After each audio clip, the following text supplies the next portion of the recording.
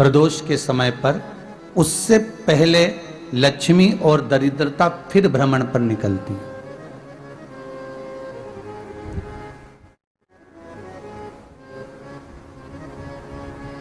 शिव भ्रमण कर कर जब वापिस आ जाते हैं, हिंदू धर्म में पीपल के वृक्ष की जो गणना वराह पुराण में करी गई है, 4 बजे से 7 बजे तक शिव के भ्रमण का समय बताया है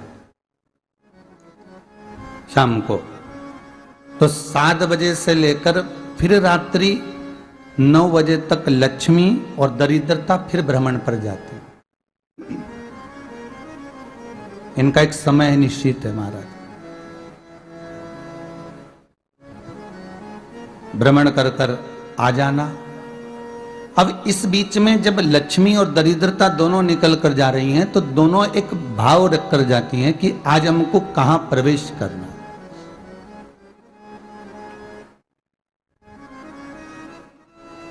आज हमें किस जगह पर प्रवेश करना है, आज हमें कहां पहुंचना है, आज हमें किस जगह जाना है। और जिस नगर में जिस मार्ग से लक्ष्मी और दरिद्रता निकल कर जाती है, ये दोनों का जब निकलना होता है, इनको स्थान दिया गया जहां पर स्वच्छता हो, घर के दरवाजे पर रंगोली डली हुई हो, द्वार पर जल छीटा गया हो। महाराज, उस द्वार पर लक्ष्मी प्रवेश करती है तो दरिद्रता भी जाने लगती है अंदर। जब दरिद्रता अंदर जाने लगती है तो लक्ष्मी उसको रोक देती है। पहले मैं देखकर आती हूं कि तेरे लिए स्थान है कि नहीं है, तू यहां रुक।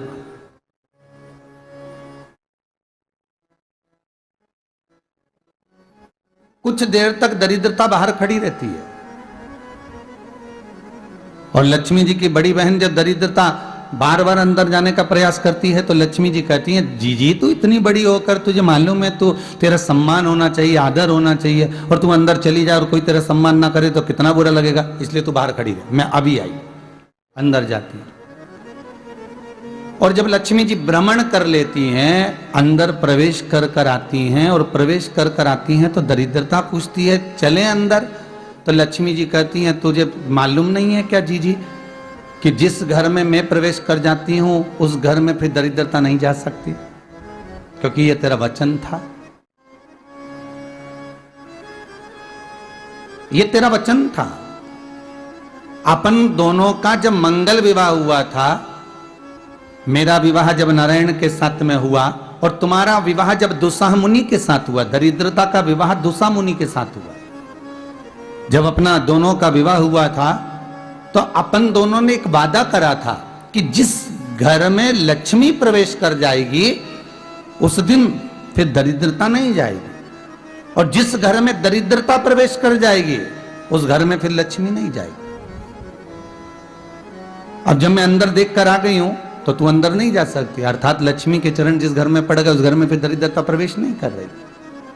चलते चलते फिर दरिद्रता ने देखा और लक्ष्मी जी इसको लेकर गई और लक्ष्मी जी ने देखा कि इसके दरवाजे पर जल नहीं छीटा गया, इसके दरवाजे पर ना रंगोली डली है, इसका द्वार साफ नहीं हुआ है,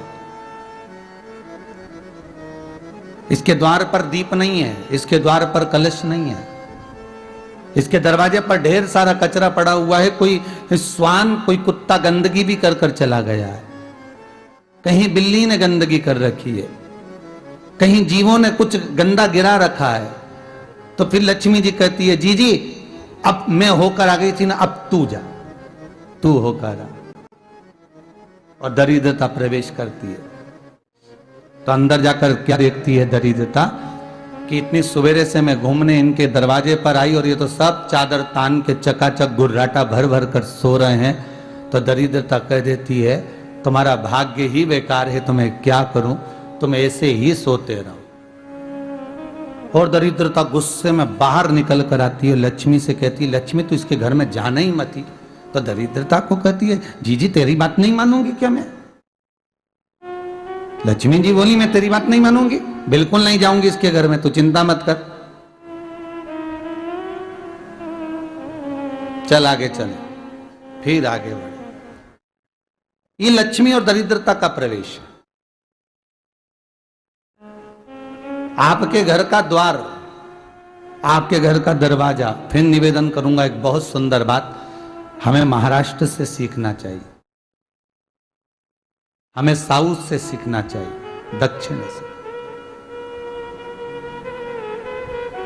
जिस समय पर भक्ति देवी यमुना जी के घाट पर रो रही थी अपने पुत्र ज्ञान और वैराग्य को गोदी में लेकर, समय देवऋषि नारद ने एक प्रश्न किया था कि तुम कहां पर पोषित हुई हो,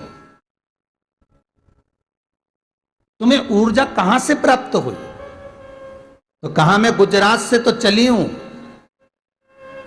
और वहां से चलती चलती भक्ति देवी कहती है मैं बहुत दुखी होकर, बूढ़ी होकर, द्रवित होकर, बड़ी दुख में वहां से चलते चलते जब मैं महाराष्ट्र में पहुंची तो मैंने वहां जाकर देखा कि वहां पर लोग हर पल हर घड़ी ब्रह्म मुहूर्त में उठकर स्मरण करते हैं, नाम जाप करते हैं और दरवाजे पर जल छीट कर रंगोली डालते हैं। तो कह रही है कि वहां पर मैं थोड़ी अवस्थावान होने लगी, वहां मुझे अच्छा लगने लगा। फिर जब मैं और आगे पड़ी, दक्षिण में जब पहुंची, वहां पर जाकर मैंने देखा कि सुबह से उठकर मंगलाचरण, मंगला स्तोत्र और वेदों की ध्वनि होने लगी। वहां पर मैं और आनंदित हो गई। हमें कुछ चीजें महाराष्ट्र से सीखना चाहिए कि वहां रहने वाले जो भगत हैं, वारकरी संप्रदाय के जो भक्त होते हैं, वैष्णव जो धर्म के भक्त होते हैं, उनका नियम है सवेरे के समय घर में पानी है कि नहीं है, पर जब भी वो घर का दरवाजे के बाहर थोड़ा ना थोड़ा पानी तो छींट ही देते हैं। और छींटने के बाद फिर वहां पर अपने यहाँ तो दिवाली पे रंगोली बनती है जी, और वहां पर रोज की रंगोली बन जाती है कि कभी हो सकता है परमात्मा राह भूल कर हमारे घर में प्रवेश कर जाए, इसलिए वहां प्रतिदिन की रंगोली, प्रतिदिन।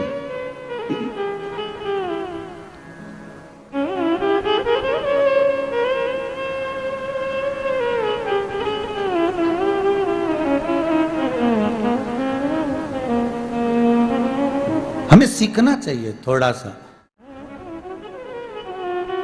आज के जमाने में तो बहू अपने कमरे की झाड़ू लगा ले, वो ही बहुत बड़ी बात है। हो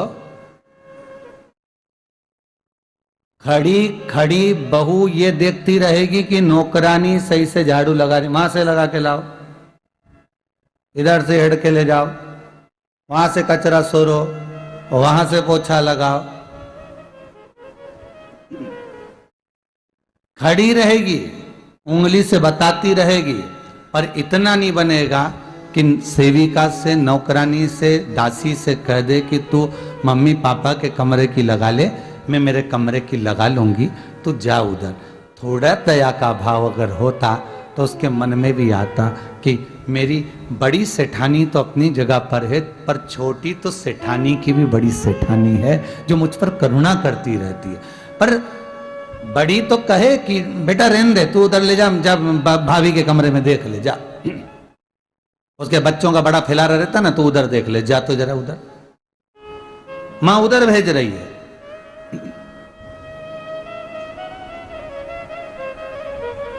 थोड़ा सेवा का भाव हमारे भीतर हो। और एक निवेदन तो हमेशा करा है और अब आज भी करता हूं, पूरे घर की सफाई करवाओ, पूरे घर में तुम पोछा झाड़ू जो चाहे करवाओ, मना नहीं है। पर एक निवेदन है, रस